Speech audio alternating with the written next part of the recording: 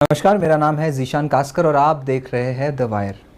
जिन्हें आप सुन रहे थे इनका नाम है यशवंत शिंदे।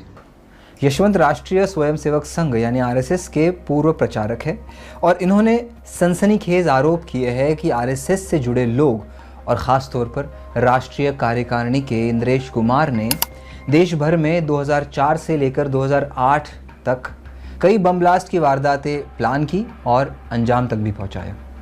यशवंत पहली बार कैमरे के सामने आकर हमें ये सारी बातें कह रहे हैं। इन्होंने अदालत में अर्जी की थी जिसमें इन्होंने सभी आरोपियों का नाम लेकर कहा था कि महाराष्ट्र में परभणी, पूर्णा और जालना में आरएसएस से जुड़े लोगों ने बम धमाके करवाए और जब औरंगाबाद में एक और बम धमाके की प्लानिंग हो रही थी तब गलती से वह बम फटा और बम बनाने वाला हिमांशु पानसे की मौत हो गई। यशवंत शिंदे कहते हैं कि हिमांशु पानसे भी आरएसएस का ही मेंबर था कि ये याचिका सुप्रीम कोर्ट ने खारिज कर दी, लेकिन यशवंत शिंदे ने कहा कि सरकार का पक्ष रखने के लिए भी कोई वकील मौजूद नहीं था और वो इस लड़ाई को लड़ते रहेंगे। मैं उस षड्यंत्र में अंदर गया। ट्रेनिंग कैंप हुआ सिंहगढ़ तलाटी में, पुणे में। उसमें मेरे परिचित कई लोग महाराष्ट्र से लोग आए थे। ट्रेनिंग कैंप हुआ वहाँ पर जो आए थे ऐसे कई लोगों को मैंने सतर्क किया क्योंकि इनकी क्या साजिश है। 2004 की लोकसभा जीतने के लिए ये देश को जलाना चाहते हैं। हज़ारों मुस्लिम, हज़ारों हिंदू उसमें मरे, इनका टारगेट है उसमें दंगे हो और सत्ता हमेशा वापस हमारे पास रहे। ये ऐसी साजिश है इनकी, इसे इनके साजिश के शिकार मत बनो। हिमांशु पानसे को भी मैंने लाख बार समझाया था, जो नांदेड़ ब्लास्ट में मारा गया, और उन्होंने पूर्णा, जालना, परभणी में कांड किए, लोग मरवाए और औरंगाबाद की रेकी की मस्जिद की, और उसके लिए बम बना रहे थे नांदेड़ में। उसमें बम फूटा और मारे गए 2006 में। और उसी टीम में कार्य में लगे हुए राकेश धावड़े, रवि देव, जो उस समय अखिल भारतीय बजरंग दल का सह संयोजक था। कौन? रवि देव, जो मिथुन चक्रवर्ती नाम से घूम रहा था, जो बम कैसे बनाया जाता है वो ट्रेनिंग कैंप में उपस्थित रहता था। राकेश धावड़े रोज उसे लाता था हमारे पास सिखाने के लिए, और वही राकेश धावड़े मालेगांव में आरोपी था। पूर्णा, जालना, ऐसे कई कांडों में एक राष्ट्रव्यापी एक साजिश थी, और साजिश है ये वास्तव में, लेकिन वो दिखाई कि कोई अलग अलग है। इनमें सर आप आप बोलते कि ये मिलने आता था, तो ये कौन कितने लोग होते थे इन मीटिंग्स में? लगभग हम महाराष्ट्र के कुछ लगभग 20-25 लोग थे, जो इनके नाम भी अभी कुछ आए हैं, जो नांदेड़ केस में थे। जो कभी आरएसएस की कार्यप्रणाली का हिस्सा थे, आज खुलकर संघ पर सवाल उठा रहे हैं। सुप्रीम कोर्ट से याचिका खारिज होने के बाद उन्होंने द वायर पर आकर कैमरे के सामने वो कहा जो सालों तक दबी जुबान में था। आइए सुनते हैं। मेरी आरएसएस की जर्नी वैसे 94 से शुरू हुई है, 1994 से।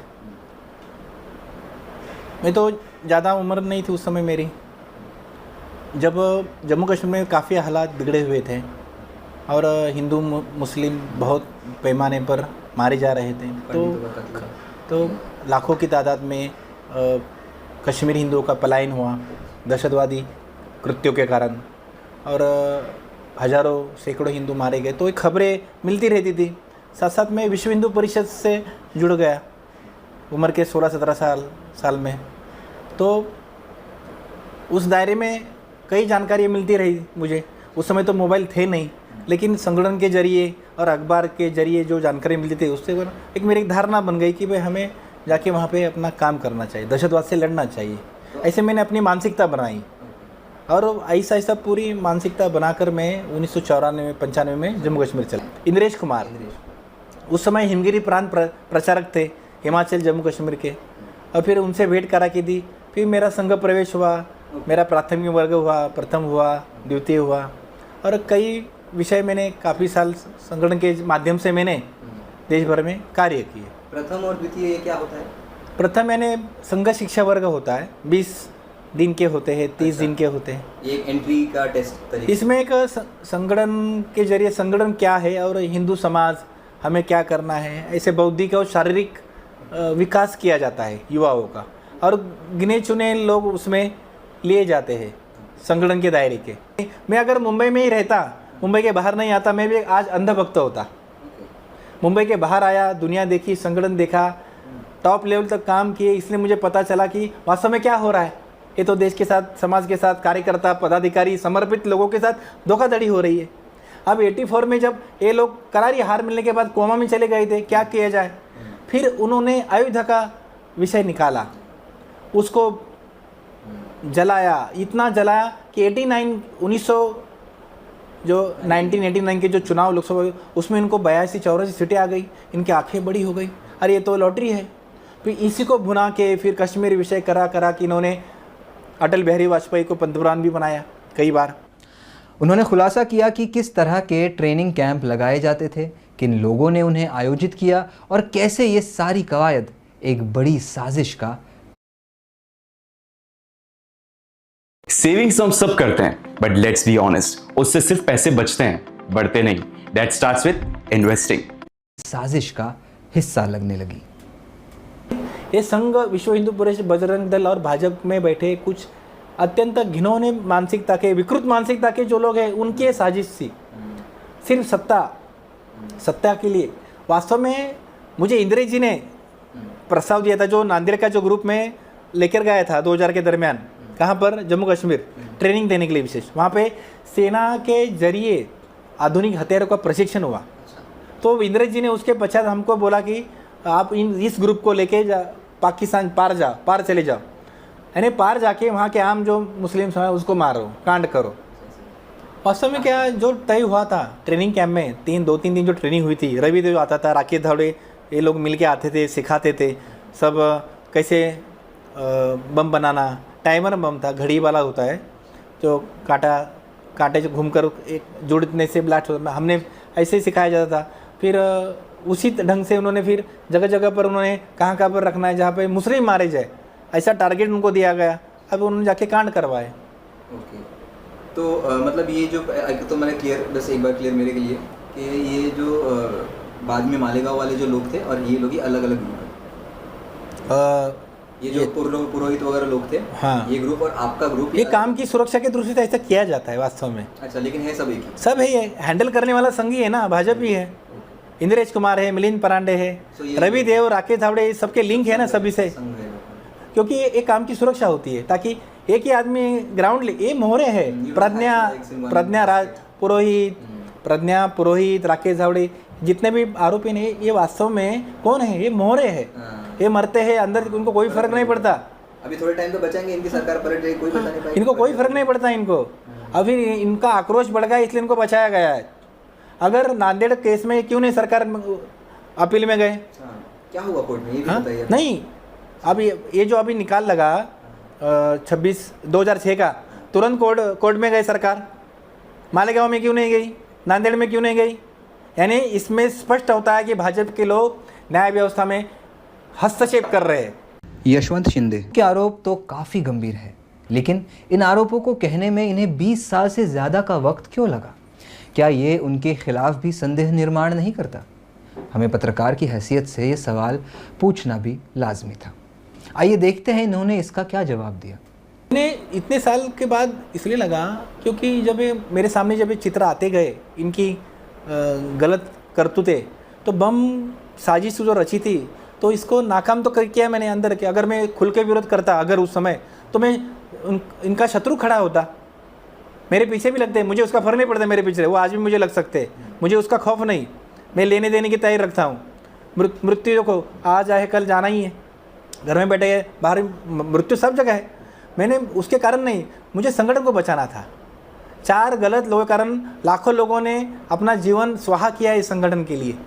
लाखों लोगों ने, परिवार मैंने देखे हैं, परिवार के लोग अपने घर बार बाल बच्चे को ना देखते हुए पूरे आंदोलन में झोंके हुए, अपने घरदार ना देखते हुए अपना समर्पण पूरे भाव से, और इनकी ऊर्जा पर गलत लोग बड़े हुए, तो तकलीफ होती है। और एक फिर ऐसे लोगों के विरोध में खड़ा होना बहुत ज़रूरी है, ताकि ये सिलसिला जारी है। अब उनका टेक्निक बदला है, सत्ता में है, पहले बम कांड करते थे बड़े पैमाने पर, बरोबर ना, अभी करके ऐसा करेंगे तो विश्व में नाम खराब होगा। तो अलग अलग विषय उछालते हैं, NRC, अलग अलग विषय उछालो। अर्नब, वो जो भाजपा का एक दलाल पत्रकार है अर्नब गोस्वामी, ऐसे पाखंडी पत्रकार जो तबलीगी ने भारत में ये लाया कोरोना। दोस्तों, अक्सर हम देखते हैं कि पुलिस पर मासूमों को फंसाने का आरोप लगता है, लेकिन यशवंत का कहना है कि अजमेर शरीफ ब्लास्ट हो, मालेगांव ब्लास्ट हो या अन्य ब्लास्ट जिनका जिक्र उन्होंने किया, इन सभी कृत्यों में आरोपियों को बचाने की कोशिश एजेंसियों द्वारा की गई। लेकिन ये सब कैसे हुआ, आइए सुनते हैं। वास्तव में तपास यंत्रणा के अधिकारी बचाते हैं। NIA, जैसे एक उदाहरण देता हूँ, मालेगांव में प्रज्ञा आरोपी, तो उसको पहले NIA ने क्या क्लीन चिट दिया, इसके कुछ पुख्ता सबूत नहीं इसके विरोध में। बाद में अचानक ये मास्टरमाइंड बन गई, इसको फांसी की सज़ा दो। मुझे मालूम था ये छूटने वाली है, ताकि काम ही उन्होंने छूटने लायक किया NIA ने, क्योंकि NIA की इच्छा ही नहीं है कि इनको सजा, ताकि वास्तविक मास्टरमाइंड तो इंद्रेश कुमार है, मिलिंद परांडे है, जो उनको बचाने के लिए इसको मास्टरमाइंड बताया जा रहा है ताकि ऊपर की कड़ी टूटे, यानी आगे ऊपर देखे ही नहीं, यही मास्टरमाइंड है, इनकी ही साजिश है। ये इंद्रेश कुमार मिलिंद ये कोई है नहीं, यानी वास्तविक जो अपराधी बैठे हैं टॉप में, उनको बचाने के लिए इनको मास्टरमाइंड बोल के विषय खत्म कर रहे हैं। तो आप कह रहे एजेंसियों में इतना पेनिट्रेशन है? नहीं, उस प्रवृत्ति के भी लोग हैं ना। अगर ऐसा होता तो शहीद हेमंत करकरे भी उसी प्रकार जीते, डर के मारे जीते, लेकिन हेमंत करकरे उन्होंने डट के सच्चाई को सामने लाया। हेमंत करकरे जी ने सच्चाई को सामने लाया, नहीं तो उसके पहले मुसलमानों को पकड़ा था, युवाओं को, फिर जब पकड़े गए तब पता चला, तो उनकी हत्या होने के बाद भी फिर कई ऑफिसरों ने हिम्मत से कई बम कांडों की तहकीकात की, तो उसमें मुस्लिम में हिंदू आरोपी है, संघ से संबंधित है। ऐसे कौन से ब्लास्ट है गिना सकते हैं? जैसे अजमेर शरीफ वगैरह ऐसे कुछ। No experience in data science, no jobs in data science. Not true. Open doors to data science roles with this session. Explore. उन्होंने ये भी आरोप लगाया कि सेना के कुछ अधिकारी इन अभियुक्तों को बचा रहे थे। बहरहाल हाल ही में सुप्रीम कोर्ट ने यशवंत देशमुख की याचिका को खारिज कर दिया, लेकिन वो कहते हैं असली दबाव तो निचली अदालतों पर था। उन्होंने सीधे तौर पर जज धमेचा पर दबाव की बात कही, जो इस केस को देख रहे थे। सुप्रीम कोर्ट ने खारिज किया, ठीक है, सुप्रीम कोर्ट ने वास्तविक मेरिट पर निर्णय दिया नहीं है। 311 जो सेक्शन है वो क्या है कि केस किसी भी स्टेज पर हो, विटनेस अगर आता है तो उसकी साक्ष्य लेनी चाहिए, यानी कानून की कोई अहमियत नहीं है। तो 311 सेक्शन को ख़त्म करो, क्या करना है उसको।